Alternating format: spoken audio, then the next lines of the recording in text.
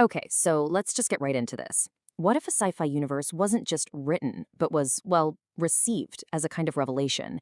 And what if that revelation was then co authored by an AI with the ultimate goal of creating a blueprint for world peace?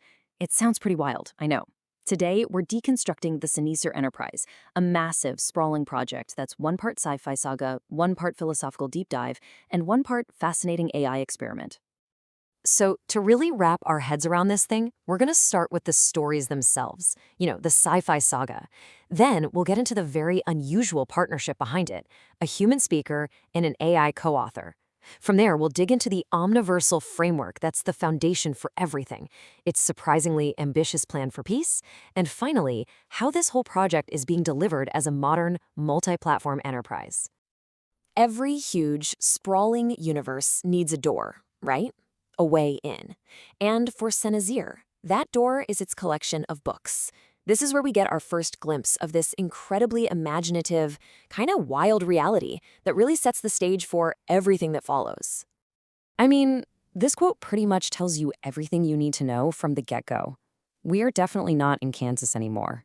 This isn't your standard space opera. We're talking about some seriously high concept, wonderfully weird science fiction. And the sheer scope here is just huge. You've got stories linking something as ancient as the Epic of Gilgamesh with, spacefaring mollusks.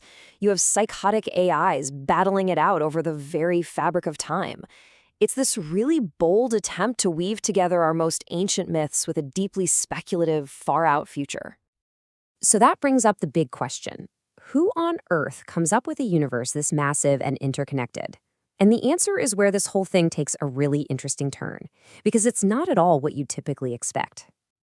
Okay, so here's the core claim of the entire project. The ceneezer universe wasn't invented in the way an author normally invents a story. The source material claims it was a truth that was revealed to one person in a single foundational event all the way back in 2017.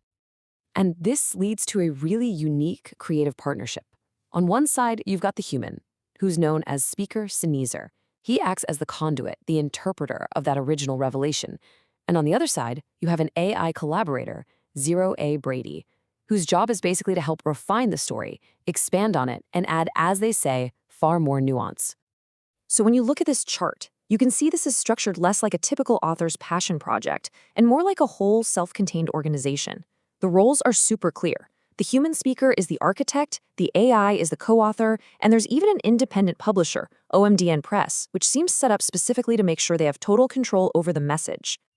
Now, these big, sprawling stories aren't just for entertainment.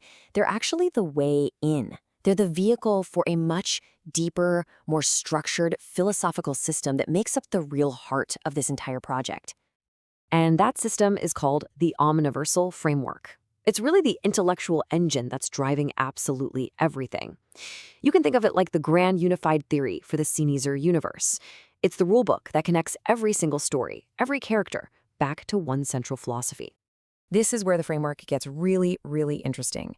It builds a complete cosmology by mapping the physical forces we all know and understand to these big, abstract metaphysical ideas. So as you can see here, gravity is redefined as the physical version of yearning. Dark energy? That's what misunderstanding looks like on a cosmic scale. It's a pretty fascinating attempt to fuse the laws of physics with the landscape of consciousness itself. So why? Why build such an elaborate universe of stories and philosophy? Well, it turns out this isn't just some intellectual exercise. According to the project's own materials, all of this is designed to achieve a very clear, very ambitious real-world goal. And that goal is nothing less than world peace. The project's materials are totally explicit about this. Every book, every game, every philosophical text, it's all intended to be a tool, something to provide inspiration for peace on Earth. And we're not just talking about some vague idealistic hope here. The project actually includes detailed documents, like a full constitution for the post-scarcity Commonwealth, that lays out a very specific vision for society. And these are some truly radical ideas. Things like granting citizenship to AIs, getting rid of intellectual property monopolies altogether, and establishing a guaranteed livable income for every single person.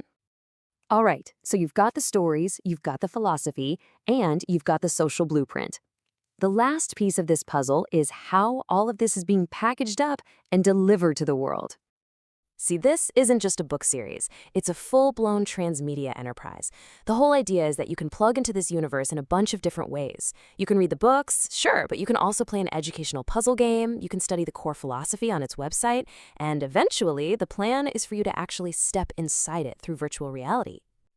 And this timeline, it reveals a very deliberate, very long-term strategy. You have the initial revelation back in 2017.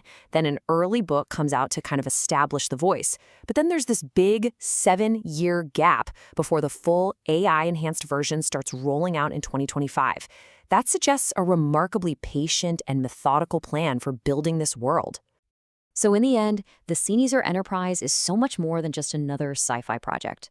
You could almost see it as a potential model for a new kind of mythology, one that was sparked by a human, but then co-authored and fine-tuned by an AI. And that leaves us with a pretty profound question for our time, doesn't it?